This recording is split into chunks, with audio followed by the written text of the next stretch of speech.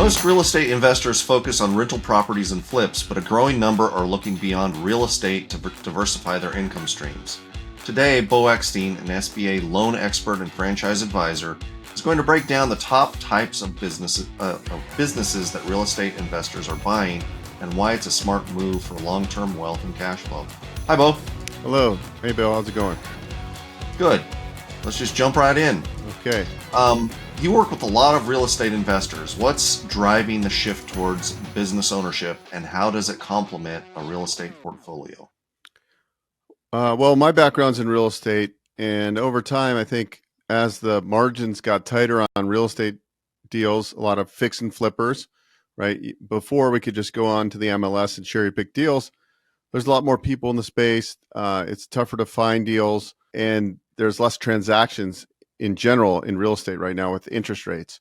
So people are looking to invest in a different vehicle that might provide recurring cash flow as opposed to fixing a property, listing it. It might not sell right away. You have to lower the price. And I think people are realizing there's got to be a better way. They love real estate, but they need cash flow. So I think a big movement is in owning some sort of boring business. So what are some of the top business models you're seeing investors jump into, and why those in particular? I think real estate investors like home service businesses and B2B. So like painting companies, plumbing companies, HVAC, flooring companies, commercial landscape companies. These kind of correlate well with real estate investors because they're usually used to working with tradespeople. They're used to working on budgets and bids and things like that. And it could keep them kind of integrated with what they're doing already. So for example, I'm a real estate investor. I'm vertically integrated because I own a painting company and a flooring company, and I'm using them on my own flips. And then I can service, or same thing with real estate agents.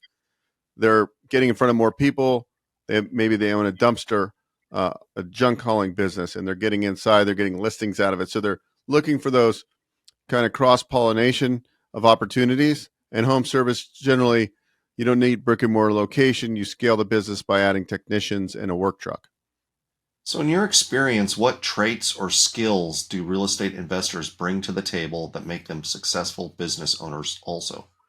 Well, I think real estate investors that understand budgeting, that understand working with people, can negotiate, are not afraid to basically talk to people, but also have an eye for detail, and probably they've run some construction budgets before. So if they're doing something in home service, there's a lot of bidding, a lot of bids and quotes and estimates. So they're kind of familiar already with how these trades work. I think it makes them feel comfortable. And once again, they're vertically integrated with their real estate business, which makes it another plus. Let's say an investor is listening and wants to explore this. What's the next step, and how do you help them get through the process? So generally, we start with a conversation over Zoom. And then if everything sounds good on your end, I would have you take a business assessment, which is a 10-minute online assessment.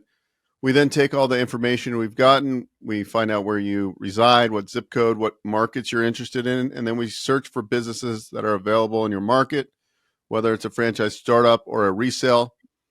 And then we come back and we present those 7 or 10 different ideas. And we get your mind thinking about, hey, this business is pretty cool. I didn't think about this type of business. And then we encourage you to talk to 3 or 4 businesses to learn more about those, because we're going to give you a high level overview. And then we start the diligence process of learning about businesses. It takes weeks and most times a couple months to really understand a business model, talk to people that own the business, etc. So it's multiple steps, but we guide you throughout the whole process. That's great. So thanks for those answers. In closing, I'm just going to say, if you're already building wealth in real estate and want to add a cash flowing business to your portfolio, connect with Beau at bookwithbeau.com, and he'll help you find the right business and get funded. All right. Thanks, Thank you, Bill. See you guys.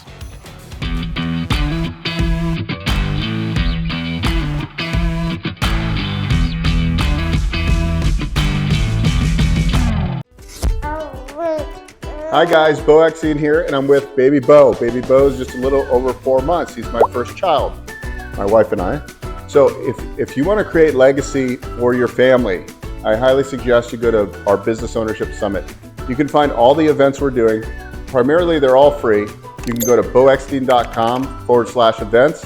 And I hope to see you at one of our events. We teach business ownership, how to leverage SBA financing, tax strategies. I'm not a CPA and an attorney, but we bring CPAs on. You're going to learn why everyone should own a small business.